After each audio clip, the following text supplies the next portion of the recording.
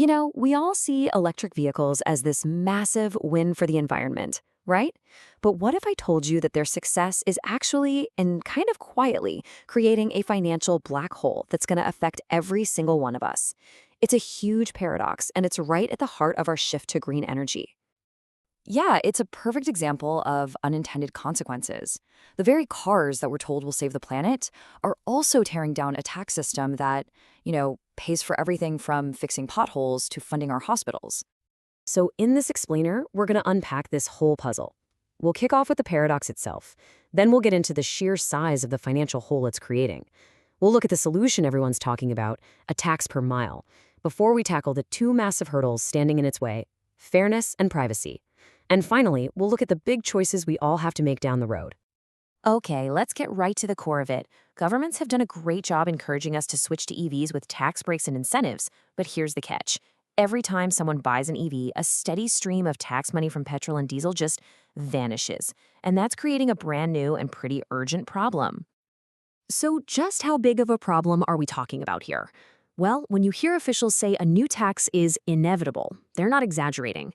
They are staring into a massive fiscal hole. And frankly, doing nothing is not an option.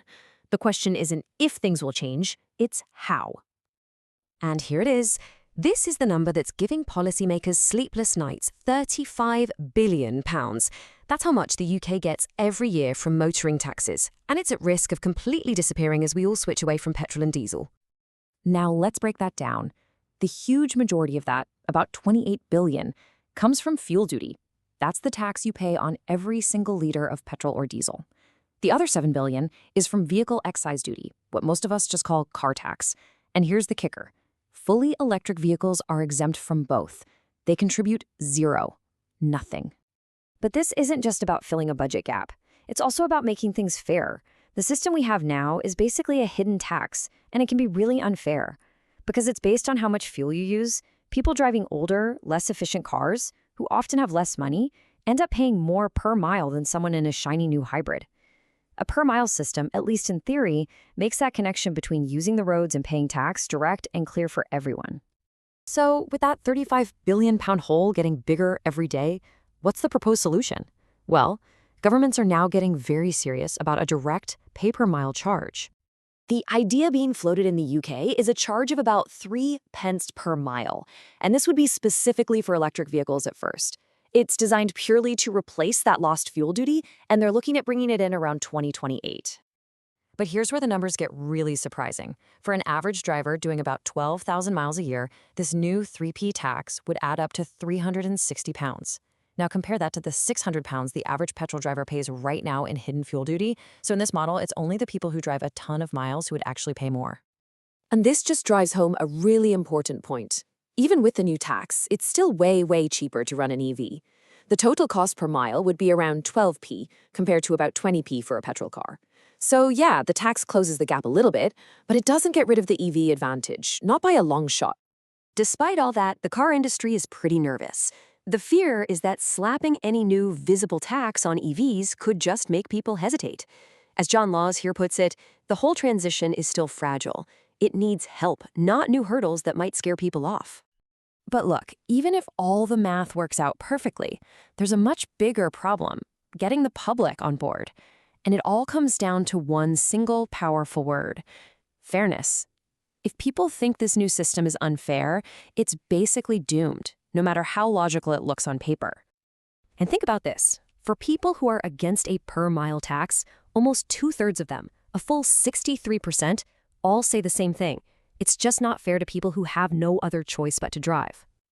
This quote from an EV owner named Craigman just nails that feeling. If you live out in the country, driving isn't a luxury, it's a necessity. A tax per mile can feel like you're being punished just because of where you live. And the data absolutely backs this up. Right now, rural households already spend way more of their income on transport, 14% versus 10% for people in cities. That 4% gap is a huge deal, and it makes any new tax on driving a really sensitive issue. So how do you make it fair? Well, there are a few ideas being kicked around. One popular one is a tax-free mileage allowance that could be higher for people in rural areas. There's also huge public support. We're talking 69% for taking the money and investing it in better public transport. Other ideas include discounts for key workers. But the absolute number one promise they have to make is that this system is revenue neutral, but it's a replacement for the old tax, not just a sneaky way to tax us more. Okay, so fairness is a massive hurdle, but beyond that, there's an even thornier one, technology. How on earth do you track the miles people drive without creating some kind of Big Brother's surveillance nightmare? Well, there are basically two ways to go. The simple way is just to check the car's odometer during its annual safety check, the MOT test here in the UK. It's safe politically and there's no live tracking. The smart way uses a little GPS device in the car that lets you do all sorts of clever pricing, but it immediately throws up all those huge privacy red flags. And the public has been crystal clear on this. They'll only accept in-car tech if there's an ironclad guarantee that it tracks mileage and nothing else. No location, no speed, no destination. Anything that feels like you're being watched, like roadside cameras or those insurance black boxes, that's a total non-starter. This all points to a possible 3-step rollout. You could start simple, with a basic tax just for EVs using those annual odometer checks. Then, maybe you move to a flat rate for all cars, still using those readings. The final, most ambitious step would be that full smart system. But that means you've got to solve the whole technology and privacy puzzle first. So where does all this leave us? Well, the debate really isn't about if this change is coming anymore, it's about how it's going to be done. And at the heart of it all is a fundamental choice that's facing not just governments, but every single one of us who drives a car. And it really boils down to this. What do we value more? Imagine you're given a choice. You can pay a simple, fixed charge every year with zero tracking. Or you can opt into a smart system that monitors your mileage but could give you a lower, fairer bill. Privacy or price? That trade-off might just be the key to this whole thing.